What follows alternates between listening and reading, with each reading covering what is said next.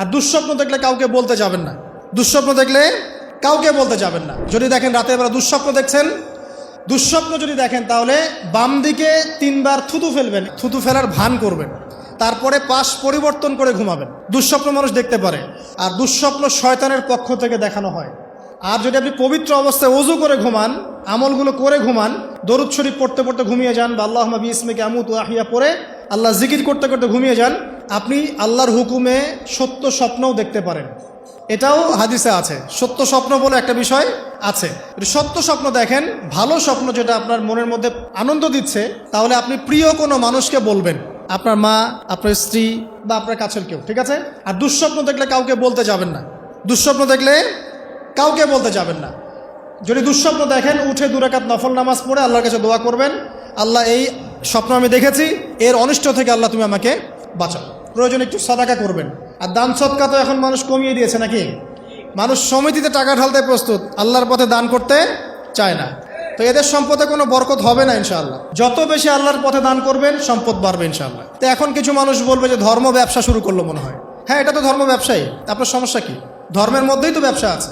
ব্যবসা করলে ধর্মকেন্দ্রিকই করতে হবে।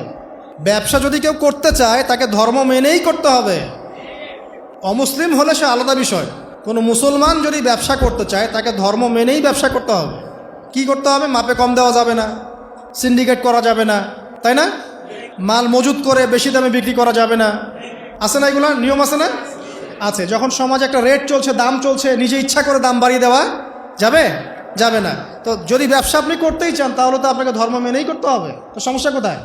আর আল্লাহর পথে এইসব দান খয়রাত কি ধর্ম ব্যবসার মধ্যে পড়ে?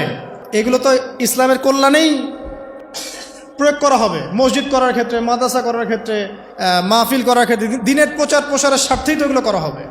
তো দিনকে কেন্দ্র করে, দিনকে এগিয়ে নেওয়ার জন্য যদি দান সদকাও ব্যবসা হয়ে যায়, তাহলে দুনিয়া এগিয়ে নেওয়ার জন্য আপনারা যা করছেন, এটা তো দুনিয়া ব্যবসা, তাই না? একটা পলিটিক্যাল দলকে ক্ষমতায় নিয়ে যাওয়ার জন্য যা করছে, এটা তো পলিটিক্যাল ব্যবসা। একটা আদর্শ দর্শন সমাজে প্রতিষ্ঠার জন্য যা করছে, এটা তো আদর্শিক ব্যবসা হচ্ছে। তাহলে জায়নিজম প্রতিষ্ঠা করতে যাচ্ছেন, তো এটা জায়নিজম ব্যবসা হচ্ছে। কমিউনিজম প্রতিষ্ঠা করতে, এটা কমিউনিজম ব্যবসা হচ্ছে। মানে সব তো ব্যবসা হচ্ছেই। তাহলে শুধু ধর্মের দিকে চোখ দেন কেন? আশ্চর্য ব্যাপার। তো ধর্মের বিষয়ে তো মানুষ সৎকা করবেই। দান সৎকা না করলে মানুষের সম্পদ বাড়বে কীভাবে? যাকাত, দান সৎকা এগুলো ইসলামের অংশ। আল্লাহ পাক আমাদেরকে বেশি বেশি দান সৎকা করার তৌফিক দান করুন। তারপরে চলে আসেন, এইভাবে রাতে আমলগুলো গুছিয়ে শেষ রাত্রে ওঠার চেষ্টা করে। আমি যে বললাম, রাতটাকে এনজয় করার জন্য আল্লাহ পাক বলেছেন, একদম শেষ রাত্রে আল্লাহ পাক ওঠার তৌফিক সবাইকে দান করুন। আমাকে, আপনাদের সবাইকে দান করুন। আমি শেষ রাত বলতে কোনটা? রাতকে 3 ভাগে ভাগ করতে হবে। কয় ভাগে? একদম শেষের অংশ। মনে করেন যে 1টা থেকে 4টা বা 5টা বা 1:30টা থেকে 5টা, এই যে অংশটা আছে না, এটা হচ্ছে শেষের অংশ। এই অংশটা এত বেশি মূল্যবান। এই সময় মানুষ ঘুম থেকে উঠে যে দোয়া করে, লা ইলাহা ইল্লাল্লাহ ওয়াহদাহু লা শারীকা লাহু লাহুল মুলকু ওয়া লাহুল হামদ ওয়া হুয়া আলা কুল্লি শাইইন কাদির।